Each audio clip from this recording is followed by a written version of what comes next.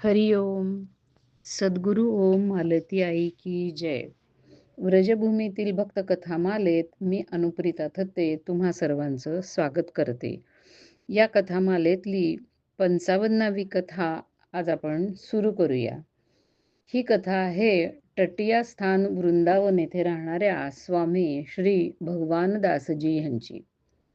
वृंदावन येथे निर्जन यमुना तटावरती या बांबूच्या म्हणजे जाळीने घेरलेलं आणि लता आणि वृक्षांनी सजलेलं असं एक सुरम्य स्थान आहे, जे टटिया स्थान या नावाने प्रसिद्ध आहे. टटिया म्हणजे बांबूच्या छिलक्यापासून बनवलेल्या चटया.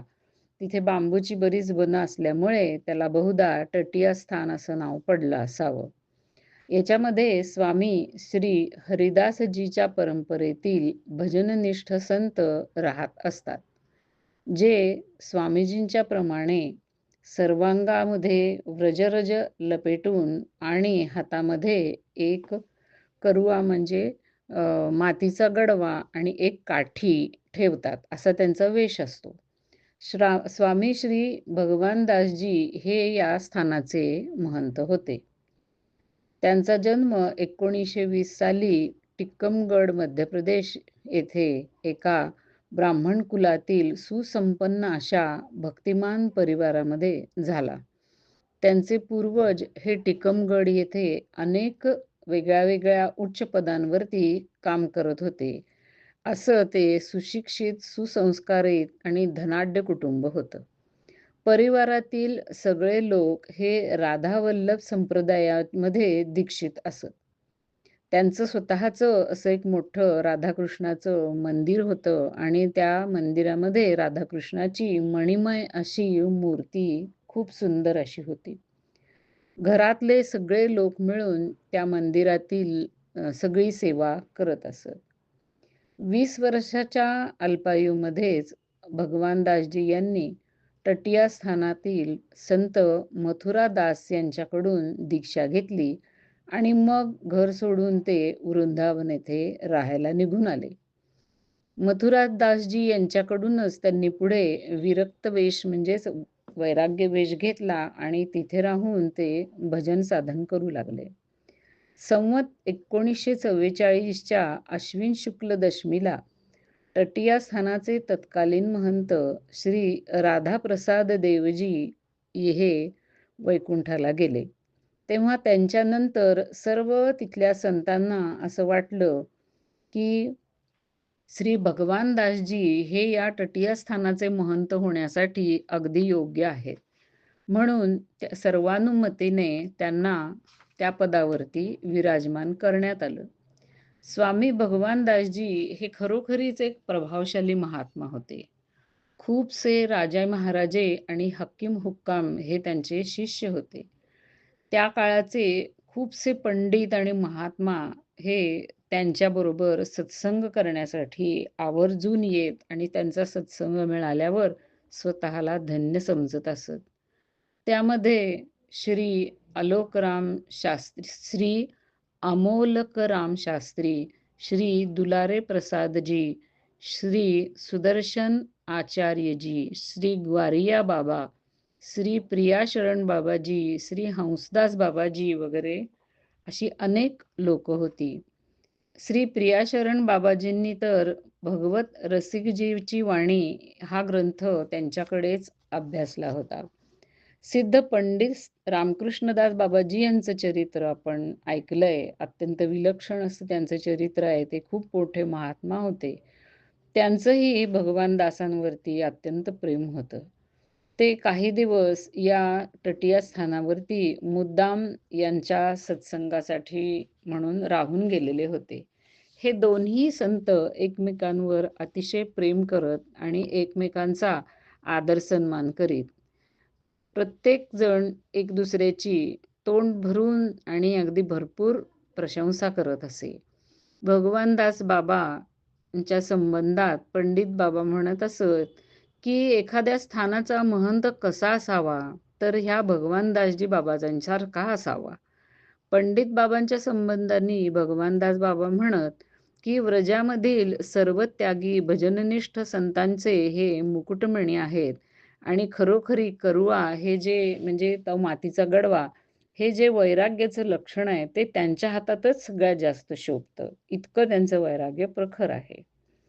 भगवानदास बाबाजींच्या संबंधात पंडित बाबांनी जी प्रशंसा केलेली आहे, ती खरोखर अगदी योग्य होती. त्याच्यामध्ये अजिबात अतिशयोक्ती नव्हती. कारण एखाद्या आदर्श महंताच्या अंगामध्ये किंवा जवळ जे काही गुण असावेत, जसे की कार्यकुशलता, भक्तिभाव, दैन्यभाव म्हणजेच विनय, हे सर्व गुण त्यांच्यामध्ये अगदी परिपूर्ण, संपूर्ण प्रमाणामध्ये होते. ते आपल्याला स्वतःला तटीय स्थानाचे महंत न मानता, स्वामी न मानता, तिथला सेवक मानत असत. म्हणजे खरा आणि सगळा सेवेचा भार आपल्यावरच आहे, असंच ते मानत असत. जेव्हा कधी त्या स्थानाची काही दुरुस्ती वगैरे करायची असेल, त्यावेळेला ते स्वतः मजुरांच्या बरोबर दगड, चुना, विटा ह्या इकडून-तिकडे नेण्याचं कामसुद्धा करत असत. आश्रमामध्ये आलेला एखादा अभ्यागत असेल, तो जेव्हा प्रसाद भोजन करी, तेव्हा त्यांनी प्रसाद भोजन केल्यानंतर तिथल्या ठिकाणचं ते सारवून सुद्धा घेत असत. अशा वेळेला त्या अभ्यागताने त्यांना कितीही जरी मनाई केली किंवा विनंती केली, "तुम्ही असं करू नका." तरीसुद्धा त्याचं ते काहीही ऐकत नसत आणि ते काम स्वतःच करत असत. ह्या भगवानदासजी बाबांची चरणामृत आणि भगवत प्रसाद या 2 गोष्टींवर अत्यंत श्रद्धा होती. त्याचा ते अतिशय सन्मान करत असत. जर कुणी प्रसाद खाताना एखादा कण खाली जमिनीवरती पडला, तर ते पटकन तो स्वतः उचलून खात असत. एकदा त्यांच्या त्या तटीय स्थानावरती एक काही उत्सव होता आणि सगळ्या वैष्णवांची पंगत बसवलेली होती. त्यावेळेला अचानक एका वैष्णवाच्या पत्रावळीमध्ये एका माकडाने येऊन तोंड घातलं. तेव्हा तो वैष्णव उभा राहिला आणि म्हणाला, की "माझ्या पत्रावळीत माकडांनी तोंड घालून सगळं उष्ट केलं आणि आता मी हे कसं खाऊ?" त्यावेळेला बाबाजींनी त्याच्यासाठी दुसरी पत्रावळ मांडून त्याला पुन्हा प्रसाद वाढला आणि ती माकडाने तोंड घातलेली जी पत्रावळ होती, त्याच्यातला प्रसाद स्वतः हातात घेऊन ते खाऊ लागले. तेव्हा जवळचाच एक जण असा त्यांना म्हणाला, की "बाबा हे काय करताय तुम्ही?" तेव्हा ते म्हणाले, "काय करतोय? भगवत प्रसाद का कधी उष्टा होतो?" इतकी त्यांची श्रद्धा त्या भगवत प्रसादामध्ये होती. भगवानदास बाबा हे स्वामी श्री हरिदासजी यांचे अनन्य भक्त होते आणि त्यांच्यावरती अत्यंत श्रद्धा होती त्यांची. त्यांच्या कृपेच्या सामर्थ्यावरती त्यांचा इतका विश्वास होता, की त्याच्या भरोश्यावरती ते निश्चिंत राहत असत आणि भयमुक्त राहत असत. एकदा 1981 संवतमध्ये वृंदावन येथे खूप मोठा पूर आला आणि यमुना नदी उफाणून वाहू लागली. सरकारने धोक्याची घोषणा केली आणि यमुना तटावर राहणाऱ्या सर्व लोकांना आपलं स्थान सोडून सुरक्षित ठिकाणी जायला सांगितलं. त्याप्रमाणे सगळे लोक गेले. पण बाबा कसे जाणार?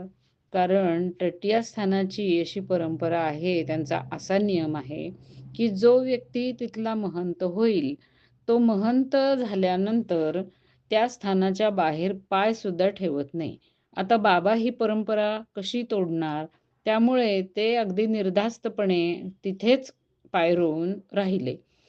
अधिकारी खूप वेळा आले आणि त्यांना समजून सांगून त्यांना विनंती सुद्धा केली आणि तिथून त्यांना हलवण्याचा त्यांनी प्रयत्न केला. पण ते जितक्या वेळा येत, त्या प्रत्येक वेळेला बाबा सांगत, की "मी स्वामीजींच्या आज्ञेने एक वरती एका आसनावर बसून भजन करण्याचा संकल्प केलेला आहे. ते मी करतोय आहे. त्यामुळं आसन सोडून आणखीन दुसरीकडं कुठं जाण्याची गोष्ट तुम्ही मला काही सांगूच नका. हे पहा माझं हे जे शरीर आहे, हे स्वामीजींना म्हणजेच हरिदासजींना अर्पित आहे आणि त्यांना जर हे माझं शरीर ठेवायचं असेल, तर ते ठेवतील. त्यांना जर ते वाहून जाऊ दे असं वाटत असेल, तर ते वाहून जाईल. त्याच्यामध्ये मी काय करणार? माझं काय जातंय? आणि आश्चर्याची गोष्ट अशी, की अनेक वेळा असं वाटलं, की आता 2 मिनिटात यमुना नदीचं पाणी आश्रमात घुसणार आणि बाबा आश्रमासह वाहून जाणार. पण शेवटपर्यंत स्वामीजींच्या कृपेमुळे यमुना आश्रमाच्या आतमध्ये शिरलीच नाही. तिचं पाणी त्या आश्रमाच्या बाजूने वाहत राहिलं. बाबा स्वतः सुद्धा अत्यंत कृपाळू होते. म्हणजे खरोखरीच एक अलौकिकच कृपा भाव होता त्यांचा. आजही अनेक भक्त त्यांच्या कृपेची गाथा, त्यांच्या कृपेचे किस्से ऐकवत असतात. भक्त श्रेष्ठ श्री जगन्नाथ प्रसाद भक्तमालीजी यांनी त्यांच्या कृपेचा काही विशेष अनुभव घेतला होता. ते जेव्हा ह्या पुस्तकाच्या लेखकाला भेटले, तेव्हा त्यांनी स्वतःवरती बाबांनी केलेल्या अहैतुकी कृपेची एक गोष्ट सांगितली. ती आपण श्री जगन्नाथ प्रसाद भक्तमालीजी यांच्या शब्दातच ऐकूया. पूज्य पंडित कृष्णदास बाबाजींच्या प्रेरणेने मी 108 भगवानदास मी श्री 108 भगवानदास बाबाजी यांच्याकडून दीक्षा घेतली होती. दीक्षा घेतल्यानंतर जेव्हा केव्हा मला सवड होईल, मिळेल, तेव्हा मी वृंदावनला येत असे. ते पहिल्यांदा म्हणजे तसे ते संसारी होते आणि ते कोटा येथे राहत असत. पण त्यावेळेला माझा पगार हा केवळ ₹10 महिना असा होता. त्यामुळे पैशाची चणचण सततच राही. पैशाच्या अडचणीमुळे वृंदावनला सारखं येणं मला जमत नसे. एकदा मला वृंदावनला येण्याची खूपच इच्छा होत होती. कारण राधाष्टमीचा उत्सव जवळ आला होता आणि हा उत्सव भगवानदास बाबाजी अत्यंत धूमधडाक्याने आणि खूप छान अशा पद्धतीने साजरा करीत असत. त्यामुळे वृंदावनला जाण्याच्यासाठी माझा जीव तडफडत होता. शेवटी मी वृंदावनला जाण्याचा निश्चय केला आणि घरातून निघालो. खरं तर पूर्ण तिकिटाचे पैसे माझ्याकडे नव्हते. माझ्याकडे असलेल्या पैशामध्ये कोटा स्टेशनापासून 3 स्टेशनं पुढेपर्यंतचंच फक्त तिकीट मला काढता आलं. मी ते तिकीट घेतलं आणि जाऊन गाडीमध्ये बसलो. खरोखरी रस्त्यात तिकीट कलेक्टर तिकीट चेक करायला डब्यामध्ये आला. मी ज्या बेंचवर बसलो होतो, तिथे आणखीन 3 माणसं बसलेली होती. तिकीट कलेक्टर त्या तिघांचे तिकीट बघत आला आणि अचानक माझ्याकडे त्यांनी न बघता दुसऱ्यांचीच तिकीटं तपासायला सुरुवात केली आणि दुसऱ्या स्टेशनवरती त्या डब्यातून तो उतरून निघून गेला. मी आपला घाबरून महाराजांचं स्मरण करीत बसलेलो होतो आणि तिकीट कलेक्टरनी मला विचारलंच नाही. तिथनं गाडी वृंदावनला आली आणि मग मी तिकीट आपल्याकडे पूर्ण नाही या भीतीत महाराजांचं स्मरण करीत चालू लागलो. तिकीट कलेक्टरनी बाकीच्यांची तिकीटं पाहत होता. त्यांनी मला तिकीट विचारलंच नाही आणि मी अगदी बिनधास्त स्टेशनच्या बाहेर आलो. आता इथेही मला काही तिकीट कलेक्टरनी तिकीट मागितलेलं नव्हतं. आश्रमामध्ये आल्यावरती मी ही सगळी गोष्ट नमस्कार करून बाबांना सांगितली.